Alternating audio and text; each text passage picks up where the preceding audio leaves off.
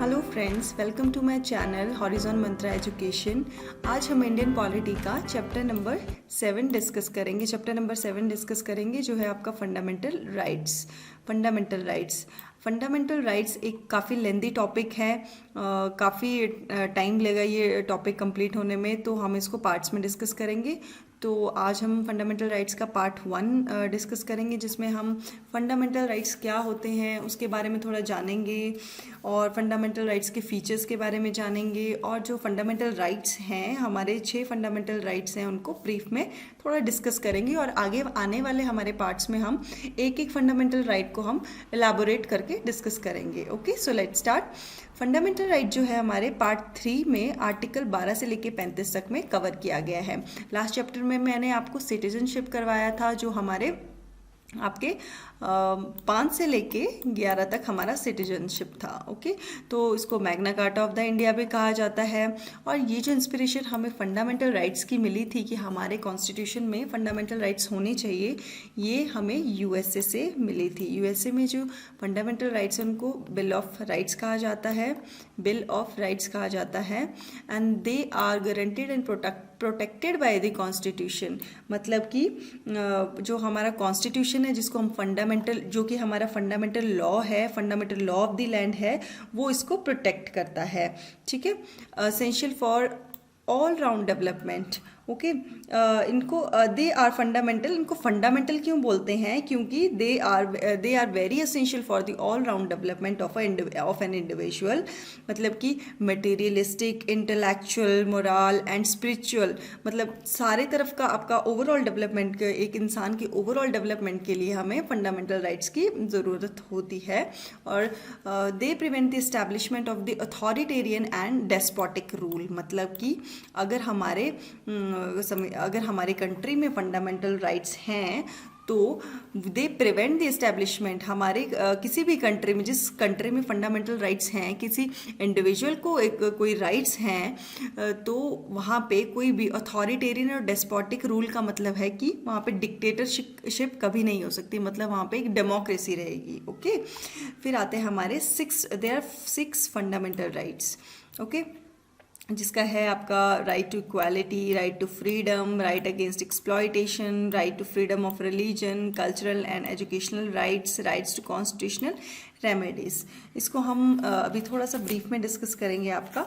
Okay, जो आपका right to equality है, ये हमारा आर्टिकल 14 से लेके 18 तक, 14 से लेके 18 तक हमारे राइट टू इक्वालिटी आता है। राइट टू इक्वालिटी में है कि equality before law and equal protection of laws, कि किसी भी, सब, चाहे कोई इंसान गरीब है या अमीर है, सबको इक्वल ट्रीट किया जाएगा। ठीक है, सबके लिए लॉज बराबर हैं, इक्वालिटी है, मैन और वुमेन में इक्वालिटी है, इक्वालिटी ऑफ अपॉर्चुनिटी है। मतलब किसी को एक, अगर कोई गरीब है तो ऐसा नहीं है कि उसको अपॉर्चुनिटी मिलेगी, उसको कोई काम करने को मिलेगा और सेम अपॉर्चुनिटी हम किसी, या फिर कोई अब बहुत ज़्यादा अमीर है तो उसको वो सेम अपॉर्चुनिटी नहीं मिलेगी, ऐसा डिस्क्रिमिनेशन नहीं होगा।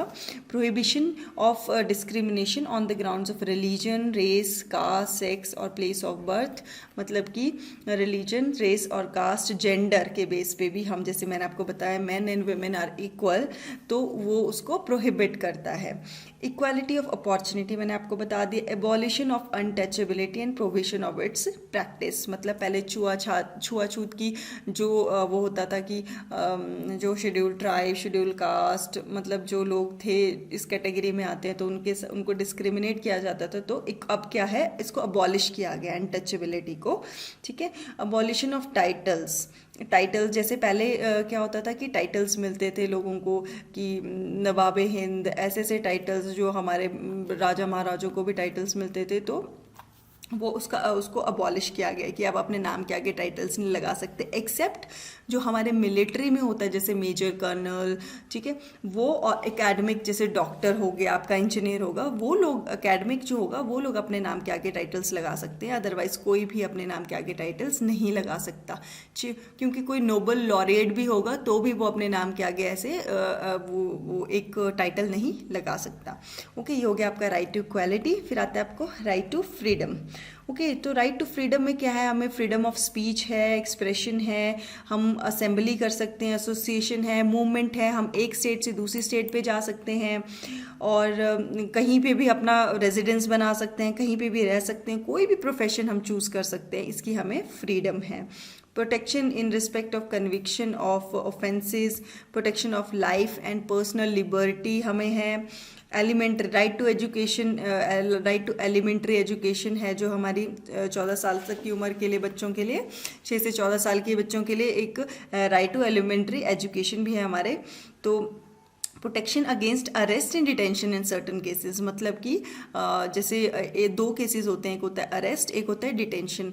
जैसे अगर किसी को डिटेन किया जाता है तो मतलब कि उसको इंटेरोगेशन के लिए पुलिस अपने साथ लेके जाती है, तो उस पर कोई क्राइम अभी साबित नहीं हुआ है, सिर्फ उसको इंटेरोगेट करेंगे और पुलिस उसको छोड़ देगी। ओके, और जो अरेस्ट होता है, अरेस्ट में क्या होता है कि पुलिस आपके ऊपर कोई चार्जेस लगे हैं किसी क्राइम के और आपको 24 घंटे के अंदर अंदर मजिस्ट्रेट के पास पेश भी करना होता है और उसके बाद आप बेल ले सकते हो। तो इसके अगेंस्ट भी हमारे पास प्रोटेक्शन है, हम अपना लॉयर हायर कर सकते हैं। ओके, और ये जो राइट्स हैं, तो ये राइट्स कुछ जैसे फॉरेनर्स, एलियंस हो गए, हमारे जो इंडिया के सिटीजन्स नहीं हैं उनको ये राइट नहीं है। ओके, अब नेक्स्ट आता है आपका राइट अगेंस्ट एक्सप्लॉयटेशन। तो क्या है, जैसे ह्यूमन ट्रैफिकिंग होती है और जो फोर्स लेबर है, बच्चों से काम करवाया जाता है फैक्ट्रीज वगैरह में, तो उसको prohibition of trafficking, human trafficking और आपका फोर्स लेबर। फिर आता है आपका इसी में prohibition of employment, same in the children. जो फैक्ट्रीज में 14 साल से उम्र के कम बच्चों को अगर फैक्ट्रीज में काम पे रखा जाता है तो वो एक तरह का एक्सप्लॉयटेशन माना जाता है। ठीक है, right to freedom of religion, ये आपका 25 से 28 तक आएगा। तो मतलब है कि आप कोई भी धर्म को फॉलो कर सकते हो, उसका प्रचार कर सकते हो, मतलब उसको प्रोपेगेट कर सकते हो, उसको प्रैक्टिस कर सकते हो, कोई आपको रोकेगा नहीं। आप किसी भी धर्म को मान सकते हो, आप अपना धर्म भी इवन चेंज कर सकते हो, बट फोर्सफुली नहीं। अगर आप विलफुली अगर आप चाहते हो तो आप अपना रिलीजन भी चेंज कर सकते हो। Freedom to manage religious affairs भी इसमें आएगा। और क्या होता है इसमें, फ्रीडम फ्रॉम पेमेंट। आपको पता ही है कि जितने भी रिलीजियस ऑर्गेनाइजेशन हैं, they are free from taxes, उन पे टैक्सेस नहीं लगते हैं किसी भी रिलीजियस आपकी ऑर्गेनाइजेशन पे। फिर आएगा आपका freedom from attending religious instruction और सर्टन एजुकेशन। ठीक है, जैसे आपको पता है कि कुछ जैसे रिलीजन्स में अपने एक पर्टिकुलर ऑर्गेनाइजेशन हैं, उनके इंस्टीट्यूशंस हैं, उनके स्कूल्स हैं, तो आपको कोई वहाँ जाने से नहीं रोक सकता। आप वहाँ पे पढ़ाई भी कर सकते हो, आप वहाँ पे वर्शिप कर सकते हो, आप पूजा कर सकते हो, आपको कोई नहीं रोकेगा। ठीक है, ये आगे हमारे right to freedom of religion. फिर आते कल्चरल एंड एजुकेशनल राइट्स। तो इसमें क्या है कि जो हमारे माइनॉरिटीज़ हैं, जैसे हिंदूज़ को छोड़ के इंडिया में बाकी सारी जितनी भी कम्युनिटीज़ हैं वो सारे रिलीजन माइनॉरिटीज़ में आते हैं, तो वो अपनी लैंग्वेज, स्क्रिप्ट और कल्चर को अगर प्रोटेक्ट करना चाहते हैं तो वो कर सकते हैं, उनको प्रोटेक्शन दिया जाएगा गवर्नमेंट की तरफ से भी। ठीक है, right of minority to establish and administer educational institutions, मतलब कि जो आपकी माइनॉरिटीज़ हैं वो अपने एजुकेशनल इंस्टीट्यूट, मैंने आपको ऊपर भी बताया, एजुकेशनल इंस्टीट्यूशन वो खोल सकते हैं, अपने स्कूल्स खोल सकते हैं। जैसे आपके मुस्लिम्स में वो मदरसा एंड ऑल रहता है, वहाँ पे पढ़ाई होती है, कुछ स्कूल्स रहते हैं इनके, तो वैसे टाइप के मतलब आप कुछ भी कर सकते हो। और जैसे आरएसएस वालों के भी स्कूल्स हैं हमारे इंडिया में। ठीक है, तो पर्टिकुलर किसी रिलीजन के अगर वो अपने कोई इंस्टीट्यूशन खोलना चाहते हैं तो वो उनके पास वो राइट है।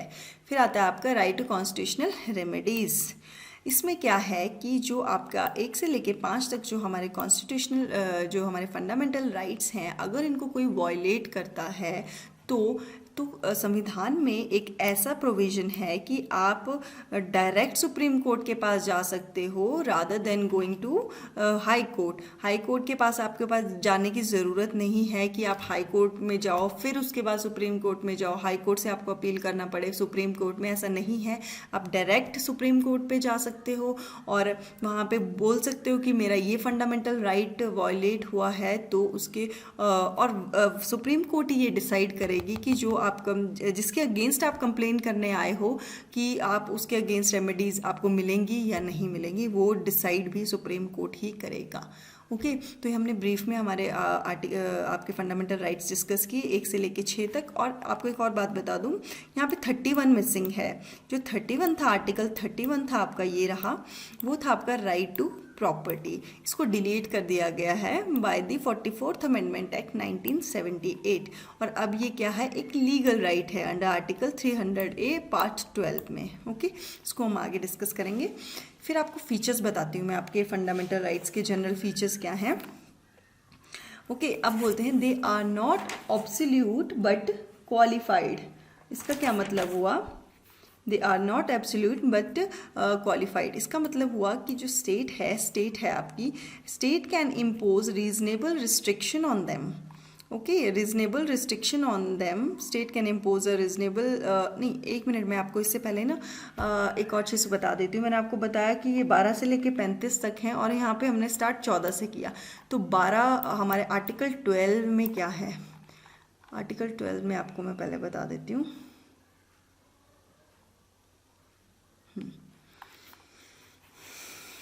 ओके, आर्टिकल 12 में आपको बता देती हूँ। जो आर्टिकल 12 है आपका, उसमें क्या है, उसमें ना टर्म जो है स्टेट है, उसको बताया गया है कि आप स्टेट में क्या क्या चीज़ आ सकती है। ठीक है, डिफरेंट प्रोविजंस क्या हैं स्टेट में, हमारे फंडामेंटल राइट्स के अंदर।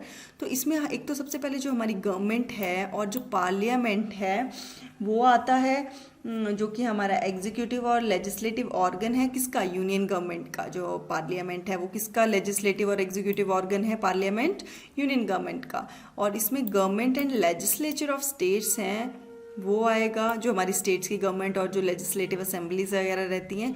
और जो जितनी भी लोकल अथॉरिटीज़ हैं, जैसे म्यूनसिपालिटीज़, पंचायत, सब स्टेट के अंदर आएंगे। और एंड अदर अथॉरिटीज़ लाइक जितनी भी आपकी, जिसमें वो कंपनी है जिसमें सरकार का शेयर होल्डर है, सरकार जिसमें, जैसे LIC, ONGC, सेल एक्सेट्रा, वो सब इंक्लूड होंगी आपकी स्टेट के अंदर। ठीक है, और क्योंकि अब आपको और जो आपके सुप्रीम कोर्ट है उसने ये तक बोला है कि जो आपकी प्राइवेट बॉडीज़ हैं और जो एजेंसीज़ हैं जो कि स्टेट के अंडर, जैसे मैंने आपको ये बताया, ये जैसे कुछ कंपनीज़ रहती हैं आपकी, उनमें गवर्नमेंट का स्टेक रहता है, वो कंपनी भी आपकी फॉल करेंगी स्टेट के अंदर। ठीक है, ये आपका आर्टिकल 12 के अंदर आएगा, इसमें स्टेट की डेफिनेशन दी गई है। फिर आता है आपका आर्टिकल 13। आर्टिकल 13 में क्या है, declares that all laws that are inconsistent with or in derogation of any of the fundamental rights shall be void। मतलब डॉक्ट्रिन ऑफ जुडिशियल रिव्यू। अब क्या है, अगर कोई भी लॉ है, जैसे इसमें लॉ की डेफिनेशन एक तरह से दी गई है, जैसे कोई भी लॉ है, जो भी लॉ है, और लॉ में भी मैं आपको बता दूं कौन कौन से, whether they are permanent laws, जितने भी हमारे परमानेंट लॉ है जो पार्लियामेंट बनाती है, और टेम्परेरी लॉज होते हैं आपकी ऑर्डिनेंसेस, जो कि आपके प्रेसिडेंट ऑर्डिनेंस इशू करता है, प्रेसिडेंट ऑर्डिनेंस इशू करते हैं। ये टेम्परेरी लॉ होता है एक तरह से, जब आपका हाउस सेशन में नहीं होता और आपके प्रेसिडेंट को लगता है कि हमें एक अभी इस टाइम पे हमें एक लॉ की ज़रूरत है, एक कानून की ज़रूरत है, तो प्रेसिडेंट एक ऑर्डिनेंस इशू कर सकते हैं, वो भी इसी में ही आएगा। फिर आता है आपका एग्जीक्यूटिव लेजिस्लेशन, लाइक जैसे हमारे ऑर्डर्स, रूल्स, रेगुलेशन और नोटिफिकेशन जो भी गवर्नमेंट की रहती है। फॉर एग्जांपल, अगर गवर्नमेंट बोले कि सड़कों पे जैसे खुले में आपको सिगरेट नहीं पीना है, ये एक रूल बना दिया गया है, तो वो सब भी आपका एक लॉ के अंडर ही आएगा। ठीक है, तो अगर कोई लॉ फंडामेंटल राइट्स को, जो फंडामेंटल राइट्स के इनकंसिस्टेंट है, और मतलब वो फंडामेंटल राइट को वॉयलेट कर रहा है, तो उसको, जो आपका सुप्रीम कोर्ट है, उसके पास एक पावर होती है जुडिशियल रिव्यू, उसके थ्रू वो उस लॉ को नल या आपका वॉइड डिक्लेयर कर सकता है। ठीक है, अब बात है आपका not only a legislation but any of the above can be challenged in the courts. मैंने आपको बताया, ना कि लेजिस्लेशन का मतलब है जो परमानेंट लॉज हैं, जो आपके लेजिस्लेचर्स बनाते हैं, जो आपके स्टेट और पार्लियामेंट लॉज बनाते हैं, ना कि वो लेजिस्लेशन, बट जितने भी आपके रूल्स एंड रेगुलेशन हैं, they can be challenge in the courts as violating a fundamental. अगर वो आपके फंडामेंटल राइट को वॉयलेट कर रहे हैं, तो they can be challenged in the court and hence can be declared unconstitutional और द वॉइड। ठीक है, अब ये मैंने आपको चीज़ बता दी, आर्टिकल 12 एंड 13 में हमारा क्या चीज़ है। अब हम थोड़ा फीचर्स डिस्कस कर लेते हैं आपके फंडामेंटल राइट्स के। ठीक है, अब आता है आपका फर्स्ट, मैंने बताया they are not absolute but qualified. मतलब कि जो आपका स्टेट है, स्टेट का डेफिनेशन मैंने आपको बता दिया, उसमें आपका सारा गवर्नमेंट आएगा, स्टेट गवर्नमेंट्स आएंगे, लोकल अथॉरिटीज़ आएंगी, कंपनीज आएंगी जिसमें आपका सरकार का स्टेक है, और इवन प्राइवेट कंपनीज भी आएंगी। और ये डिसाइड कौन करेगा? आपका सुप्रीम कोर्ट डिसाइड करेगा। ठीक है, they are not absolute but qualified, मतलब कि जो स्टेट है वो इम्पोज कर सकती हैं reasonable restriction on them, they can impose reasonable restrictions on them. मतलब कि और जो आपके रिस्ट्रिक्शंस स्टेट लगाएगी आपके फंडामेंटल राइट्स पे, और वो रीजनेबल हैं, वो कौन डिसाइड करेगा? वो मैंने आपको बताया सेम, वो भी आपका सुप्रीम कोर्ट या कोर्ट, कोई भी कोर्ट है चाहे हाई कोर्ट है, वो डिसाइड करेगा कि वेदर दे आर रीजनेबल और नॉट। ठीक है, और उसके बाद एक और चीज़ है इसमें,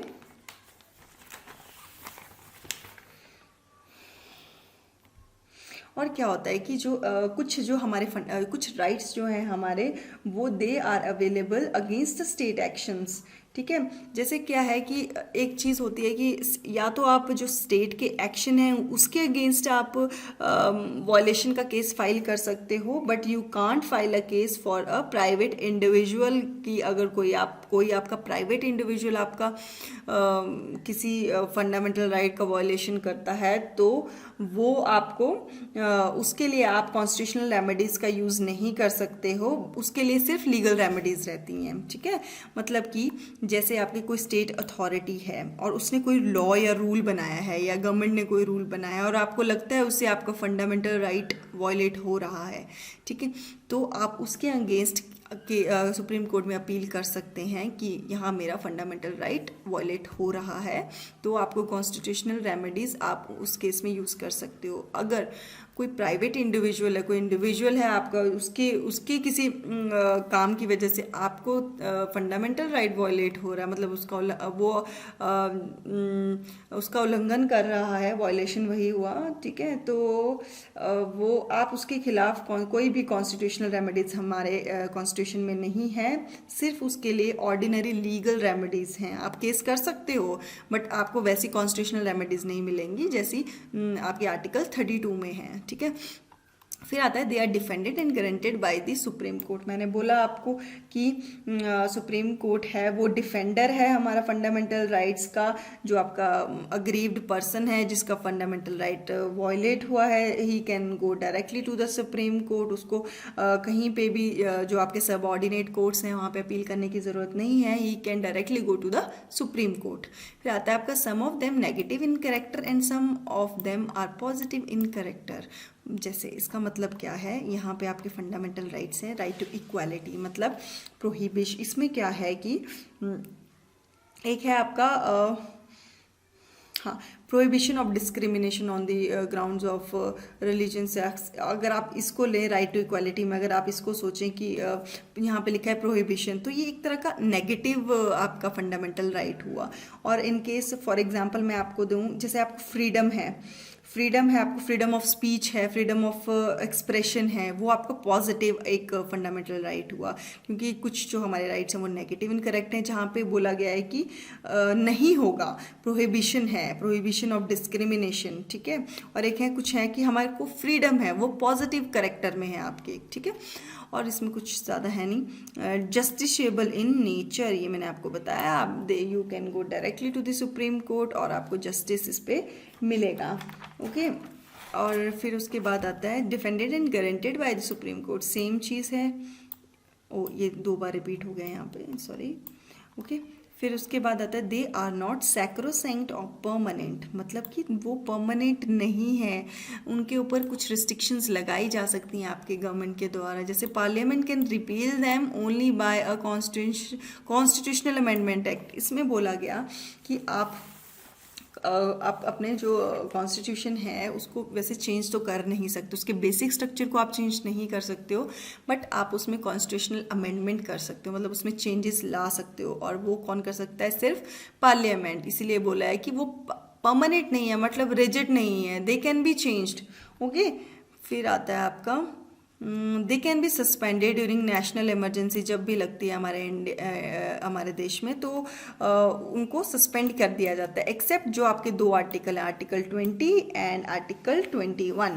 आर्टिकल 20 में क्या है, protection in respect of conviction for offences, okay, और है फिर आपका मतलब और जो आपका 21 है वो है आपका protection of life and personal liberty, okay. और जो आपका आर्टिकल 19 है उसको सिर्फ आप जब हमारे जैसे एक्सटर्नल इमरजेंसी होती है जैसे कोई वॉर लाइक सिचुएशन है, उस केस में हम आर्टिकल 19 को भी सस्पेंड करते हैं। आर्टिकल 19 में आपके 6 राइट्स आते हैं, जिसमें आपका freedom speech, assembly, association, movement, resident and profession आता है, ठीक है। फिर उसके बाद क्या है, their application to the members of the armed forces can be restricted. हाँ, जो आपके फंडामेंटल राइट्स हैं, जो हमारे आर्म्ड फोर्सेस हैं, चाहे पैरामिलिट्री फोर्सेस हैं, नेवी है, एयरफोर्स है, ठीक है, उन पे भी जो उसके मेंबर्स हैं उन पे भी रिस्ट्रिक्शंस लगा सकता है आपका पार्लियामेंट, लगा सकता है, वो हमारा आर्टिकल 33 में कवर है। और their application can be restricted while martial law is in force. कुछ स्टेट्स में हमारे मार्शल लॉ लगा होता है, और अभी भी शायद हमारे जो नॉर्थ ईस्टर्न स्टेट्स है वहाँ पे था, अब शायद वो हटा दिया गया है।